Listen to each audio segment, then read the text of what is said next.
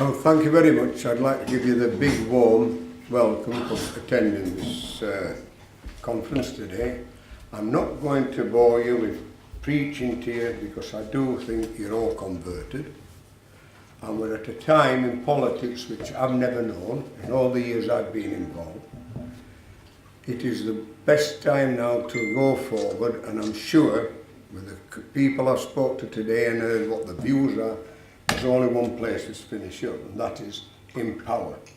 It's going to be what you call a foot-slogging soldier job, knocking on the doors, because if we can bring Elvis Presley here, he's not going to get us the votes.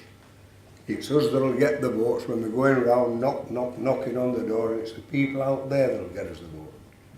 Now, I defy anyone to go out there today and speak to anybody that's 15 and upwards and ask them what do they feel about politics today, and they'll just say, there's nothing for us, there's nothing for us. Well, that gives us the opportunity. I say now we're at the foot of the mountain, and I'm not Martin Luther King. I have seen the other side of that mountain, and today it is not a pretty sight. So between us, I'm sure, shoulders to the wheel, we'll get on with it. But I would like to say a few words about a certain chap that's hard-working, supports any good cause, generous to a fault, doesn't care what depth or hardship it is, he gets in there and sorts it out. But then again, that's enough about me. I would like to speak about the party. Yes, my name's Peter Doyle. I was a councillor 20 years. I was chairman of housing in Barnsley for 11 years. I was planning, I've done all the committees. I was the mayor. When Barnsley Football Club were going defunct, I happened to find a few bob in the back pocket and I bought it. I sold it on. Up to 15, I didn't know my name was Peter Doyle. I thought it was that little blonde-haired bugger there. See, I have a look at Shirley Temple. They used to call me Shirley Temple when I'd all my hair and beautiness. But I decided things were wrong as a young man, and I could see people that had served the country, grandfather, father, uncles, and they were treated better then, although it wasn't good, than they are today. And when we see what's happening today, we don't need brains or Lloyd George or anything else. It's wrong. It's totally wrong. There's nothing fair about it. All our frontline services, police, nurses, teachers, you don't see one of them walking around with their heads held high. There's no moral left in it. So between us, I'm sure, talking and putting policies forward that we can fulfil. We don't want to go out there with Hans Christian Andersen stories. If we're going to say something, make sure we can get it done. And the other side of that mountain, I'm sure, 3 years is about the time, there was an independent party started in this town, and I was the mayor of Barnsley, Labour mayor, and I started it. And we got it to 1 seat of victory. And I went to the meeting, I told them, I said, don't put no one up in that ward. I said, they are our votes. Anyway, they did put candidates up and they got 1 seat. And that left them 1 seat short of victory.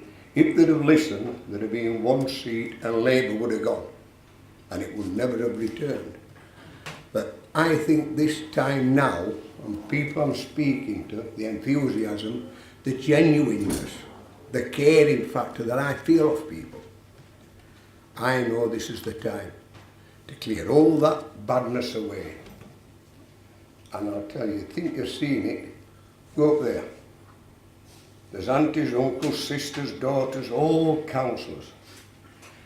Local people, local areas aren't allowed to select the councillor. This area here, there's one councillor in it that lives in the area. The friends of a friend of a friend of a friend. But we never want to get like that. We want to find local people from the community, put forward to represent that community. That's when you get representation from the heart and men, and they'll die to fight the cause. And I don't want anyone to feel intimidated about being a councillor. There's Joe Bloggs, 20 Joe Bloggs, there's 30 Eric Robinson, all there, £100,000 a year out of the rates, what should be spent elsewhere. They're there to do the job. All the council's got to do is say, my area needs this. I want it, get it done. And make the officers take you through. You haven't got to worry about what do I do. You get to know what the public want in your area. And you don't say as they do now, send me a fax. In Barnsley Council, you have to send officers fax. Send us a telex. Now there's some of them serving council, and this has not been dementary about them. I think they get came for putting plasticine back in wrong coloured boxes. But they are there and all they do, well I can't send one, so I don't bother. I take more cases in here through the week, up to as many as 3 and 4 a week, and we never see a local councillor. The last local councillor that got elected is up this time actually. I think I'll be butting heads with him. I asked him to come in and have a few words with the public, the elderly people that come in. He sent the message back. He's a preacher down the road here at the chapel. His faith does not allow him to go where drinks served. So when I got the message back, we were walking up the road just before the election. I told him, I said, what you? I said, why haven't you been in there? He says, no. He said, Jesus told me to be a councillor. He appeared to me and told me to become a councillor. He said, but I can't come where drinks served because it's against my religion. I said, excuse me. I said, at the Feast of Cain, it was Jesus that turned water into wine, not wine into water. So how can you be up here? So that's what we've got representing around it. Not one that lives in the vicinity. If you put someone up in the vicinity, go to the district party, they're not coming back because they might have a cousin, a relation, a brother-in-law, son-in-law that they want on the payroll. I'm going to finish now because I do know you've a lot to do and want to talk about things with each other.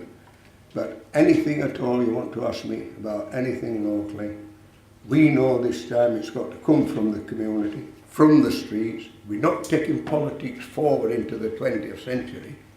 We're going back to the 40s, when it were all foot soldiers, knocking on doors, speaking to people, going into the public houses. You know, in any public house, no matter where you go, no matter what level, gets to 9:30, 10 o'clock, you've got the finest solicitors and the finest politicians in the world. Get in among them. Ask them what they want. Then tell them how to come out and get it, and get it with putting a cross on a paper. Now that's not hard, is it? They haven't even to sign the name. Once you get that cross at the side of your name, there's only one place we'll finish up. And that's them will have done chasing the scoundrels out of the nice places that once was, and bring politics back to the grassroots, to the people who are the ones that suffer when they make the mistakes. Half of those up there have never even played post office with broken cups and plates. Did you ever do that with your children? They didn't even play that. They're on about education, what they want in education. Isn't one of them could even attempt to pass 11 plus? And if you ask them to speak verbally with you, they would be stuttering fumbling. They've got to read like the cat sat on the mat, on the mat. It's an opportunity, and I pray to God I'm about long enough to see it successful. And I'll tell you from the bottom of my heart, that is not going to be a long time. I reckon within 3 years, we hold power at local council level. And who selects MPs to go forward? Councillors. We're not going into what they've got here, a district party and a constituency party where it's two different gangs. And then they allay together to get the friends in office, and it's a profession here now. It's a profession and they want it for life. You'll never see one of these, very few, on a school governors where it's nothing a yard. You'll never see them on committees. If there's nothing paid, no compy for it, they don't go on. They don't go near them. And that is a fact. But after saying that, all I've got to say to this afternoon now is once again thank you for coming, and I hope that the conference is a very big success for each and every one of you. I thank you all indeed.